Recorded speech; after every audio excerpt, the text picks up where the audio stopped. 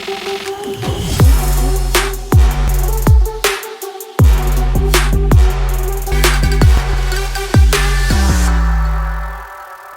guys, what's up? What's good? Yes, it's your boy Daki. And before I forgot to say big thanks to our fans, you guys have been amazing. To the female guys out there, you guys, I love you guys so much. The way you guys push us, push our brand. Don't say female guys, say the bodies. To the baddies, yeah. The way you guys, we love you guys. And then to the what do I call you guys now? Yeah, don't worry. Dudes, you guys are amazing. I can't just be taking guys like that. But anyways, I was looking forward today. Paul was good. I'm chill, my bro. How was the weekend, Paul? Awesome, my bro. It can't be awesome. Man, you lost. It can't be awesome. There's no way it can be awesome for you. I mean, there's no way. He that is down needs fear no fall. There's no way. We'll bounce back. Yeah. No, shake up baddest. Anyways, on this one, we are talking about someone who, to an extent, how his journey has been very, very, very amazing. And then, we're going to today. Don't miss this one here because at some point, Pheelz came and tell us that as big as Pheelz is, said he could not afford 100 naira. Actually, literally 100 naira. Because what was you 15 naira? So that was 15 naira 2021. 15 naira 2021. No, guys, 100 naira. 2021, 15 naira. It was already 100. No, it was 2022 beginning, became 100 naira now. Now 100 naira. Now 15 naira, bro. Anyways, guys, just stay tuned. This one there, I'll boss you. Anyway, we saw where for Pheelz, we saw where he performed the Finesse at the Brooklyn NBA game. At the time, he became like the first African artist to actually do that. And if there was going to be a record for that dynamics and all, do you think you should have been Pheelz to be that person? After a while, like some other bad guys, we have Davido, we have Whiskey, we have Burna Boy, we have Christian. So what was it that they saw in Pheelz? Everything they saw in Pheelz, everything they saw in Pheelz is everything they saw in Pheelz. Because at the time, Finesse was doing huge numbers, and then the song was just literally like everywhere. To be honest, he deserves it. He deserved it, and obviously deserves even way more than he's getting right now. Finesse was a global hit, and there is no argument with that.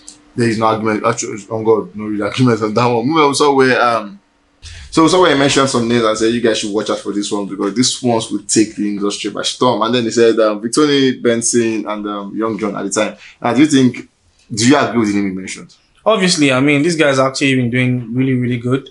And one surprising factor for me would be how these people would have been. Okay, I wouldn't say how I want to say it because it might sound disrespectful, but they've obviously been grinding, obviously been working on their art and trying to, be very relevant.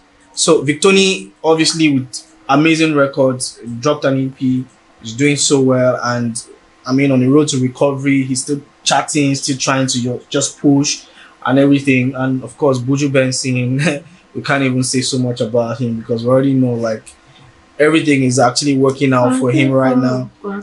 So Gwagwalada is doing numbers right now, just jumping from 1-2, 1-2, 1-2-3 and all of that. The charts will exemplify that. For Young John, to be honest, I'm one of those people who never really believed that Young John could come into the industry and then just be chatting, because Young John, we know Young John, it was just a producer, right? We didn't really like seeing this. We've actually not really seen the singing part of him before, and then he's just coming to drop records that are doing numbers and literally in the mouth of everybody, So I think that it Pheelz is not mincing words by calling out those people and saying, yo, you guys really need to watch out for these guys. And of course, I listened to the interview and I saw how he vehemently spoke about Afrobeat and the emergence of Afrobeat and Nigeria being like the sole heritage of Afrobeat. So everybody right now is benefiting from, the surge that is Afrobeat. And the names that he mentioned obviously are people who are really, really benefiting and doing so well, even in the global stage. Even in the global stage, yes, this is talking about Pheelz. We saw where he had this interview with the Rolling Stone and Pheelz came out to spill a whole lot. All of that, I probably would just go off time and just give like headlines for what he said. We saw where he said, in 2021, things started to fall apart for him. And then said he released his debut EP, Hear Me Out, following nearly 2 decades of producing some Afrobeat greatest hits. The EP was relatively successful, racking up millions of streams all around, but the project cost Pheelz a lot of money, leaving a huge dent in his finances. Then his girlfriend, and then why is that girlfriend doing this to them? Why? What is it? You have a girlfriend, yeah? I think we need to actually check all of this because What we saw Mali. I won't talk. But then his girlfriend actually ended their 5 years relationship, and his best friend of 15 years sent him a text one night, abruptly declaring their friendship over for reasons Pheelz declined to expand on. It was a moment of being alone with myself. The 28-year-old tells Rolling Stone, I have a vlog where I record myself and my thoughts every day. 2 months ago, I checked that vlog, I saw myself, and it was just crazy because I had a bread, I didn't have enough money to buy bottled water. I would have friends for food. Now let's stop here a bit here. 2021, that was 2 years ago. You can't afford 50 naira to buy bottled water. You have to beg your friends for food. How true can that be? Like, don't to be factual here. You have to like what 50 naira. Like it's cool that I understand. If you said you were broke here, I understand. If you said you're broke, and maybe you could have apartment to sleep, it's cool because house is expensive in Lagos. But 50 naira, couldn't that just be chasing clouds? I know a lot of people would want to actually like touch on this subject and say a lot of things, but let's not look at this subject from place of emotion. Let's really be pragmatic right now. A lot of times, people who have succeeded in life get to down moments, and when they say, I am in my down moment, I'm in my down period, a lot of people don't believe because you have to keep up an appearance. It's Pheelz. Everybody knows him from the days of ID Kabasa, where he's worked with OLAMIDE and done some really, really crazy things. I mean, I was watching an interview where he said he used to even steal ID Kabasa's password to be able to recall the OLAMIDE at the time. So his affiliation with OLAMIDE at the time saw a lot of successes, even with OLAMIDE's album. See, Pheelz has actually been, at one point, he was among the top 5 producers in Nigeria, even in Africa. So, see, life happens. Let's just be honest ourselves. Life happens, and you can go from an absolute high to an incredible low. And the truth of the matter is, the kind of lifestyle that you were living when you were at your best or in your highs would definitely not be the lifestyle that you will live when you're in your low. Yeah. And a lot of people will not believe you when you say, oh, I'm going through this. Going like, yo, Pheelz now, fresh fine boy. They're not going to believe you. And then remember, he said in this interview with Rolling Stones and said that it was his friends sending him food. So his friends may actually be the kind of people who were very, very close to him, who touched base with the situation, who knew exactly what was going on. Because people like that may not really come out on air or come out publicly to come and say, oh, I need help, or maybe want to start a GoFundMe or things of that nature. But what I'm trying to establish here is the fact that anything can happen with anybody. His assertion of not affording money to buy bottled water might not really be that he couldn't really afford it. Now, I'll give you an example. A lot of times, you go to people's homes and then, it's only bottled water you see that they drink. Not because of anything, not because of status or anything, but they know they drink pure water. People who live in Nigeria know what I'm talking about, right? But maybe at the time, if you afford to come to buy bottled water again, maybe you can't switch now to like pure water. So that I'm just really like making a case for him, but I can't really like say that Pheelz, you couldn't really afford 100 naira, because that's the narrative a lot of people are spinning online. I don't think that's the truth. I think that he probably just saying that I had degenerated to the level where I couldn't really afford the basic things that you consider basic. So that's how I feel. Now, if it was that way, I think it would make sense, yeah? But then, the people ask some questions, yeah? As at 2021, you were at this low. And then you rightly mentioned how he used to get parcel from Kabasa to help OLAMIDE do song and everything. Yeah. So where was OLAMIDE at this point? Bro, like this thing, I cannot even really like tell you exactly why. Because sometimes, life happens and I don't know. And I know that OLAMIDE is one generous person, because I've also like, I just had like a slight dealing with him at the time. But I can't really say per se that OLAMIDE was not aware of the situation. I don't know what it is. Not that Pheelz came up to say that OLAMIDE did not help him or anything like that. So I don't want to start a conversation and start a fire where there is no matches to light the fire. But what I'm saying is, things can happen, and it also might also be that he probably did not communicate to the right people. I don't know. This is me just speaking. And even if he did, we don't know his side of the story. And me, I will never really jump on anything that is just coming from one side. I never really hear OLAMIDE's side. Because a lot of people are saying you were with OLAMIDE, why didn't you, blah, blah, blah, and all of that stuff. We never really heard OLAMIDE's side. So I don't know, but anybody would really think that, because of Pheelz' affiliation with OLAMIDE, he shouldn't have been in that situation where he found himself. So yeah, fair to them to say so. First, so anyway, you actually went for that scene like a whole lot of stuff, and moving on, we saw where he came out on his Twitter page to say, "Don't even get me started on producers and royalties in Nigeria. It gets where should they pay guys, no worry."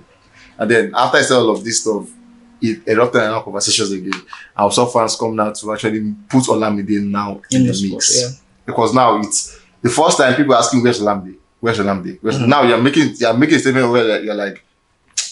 See, like say you want to talk something, but you know now you go talk him. So people now help you to put on the people. The person is saying, saw a lot of fans reaction. The person is saying, them they rip producers too, because we knew you produced Olamide. So who was ripping you at the time? Someone said, Abi Olamide don't show you shaggy. I think it's shaggy. I think Olamide don't show you shaggy. You better talk. Someone say, keep capping ingrates. Someone say, Pheelz is saying you don't feel that 4 bottles water for 2021. Wait till see stuff fast now.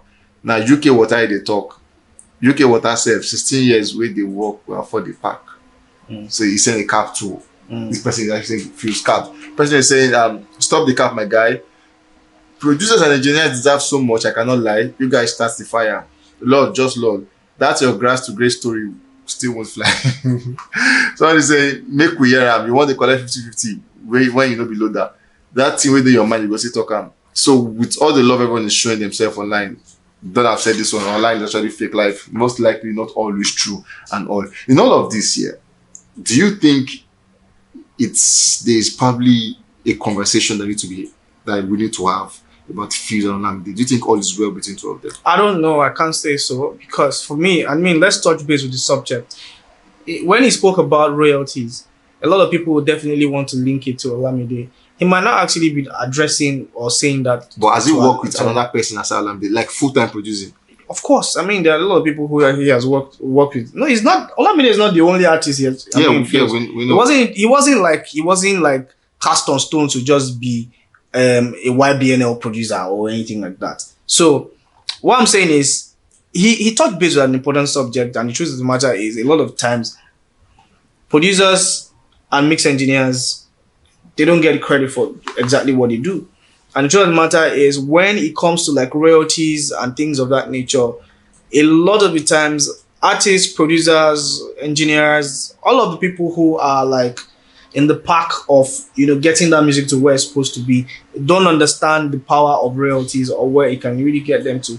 So that's why conversations are starting right now in the industry where people are getting to understand that you have to have a lawyer, you have to have legal documents to be able to claim what's rightly yours.